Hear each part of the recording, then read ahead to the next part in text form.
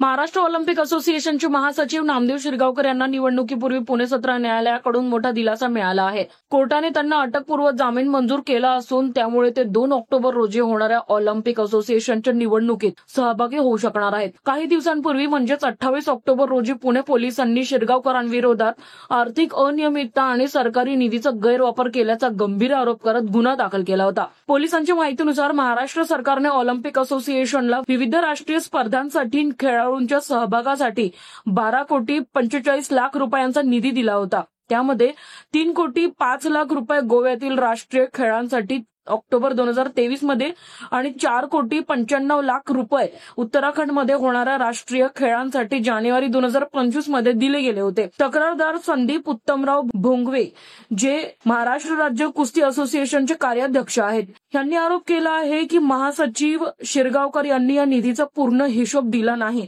आणि तो निधी स्वतःशी संबंधित संस्थांच्या माध्यमातून चुकीच्या पद्धतीने खर्च करण्यात आला आहे. खेळ आणि युवक सेवा संचालनालयाने अनेक वेळा शिरगावकरांना या निधीचा ऑडिट रिपोर्ट सादर करण्याची सूचना केली होती.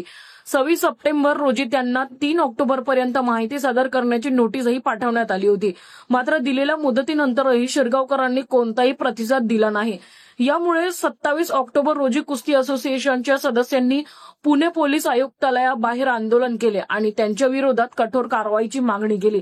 हे प्रकरण न्यायालयात गेल्यानंतर शिरगावकरांच्या वतीने वरिष्ठ वकील प्रशांत पाटील यांनी बाजू मांडली. त्यांनी सांगितले की हे प्रकरण पूर्णपणे कागदपत्रांवर आधारित आहे आणि सर्व आवश्यक पुरावे तपास यंत्रणेला आधीच सुपूर्द केले आहेत.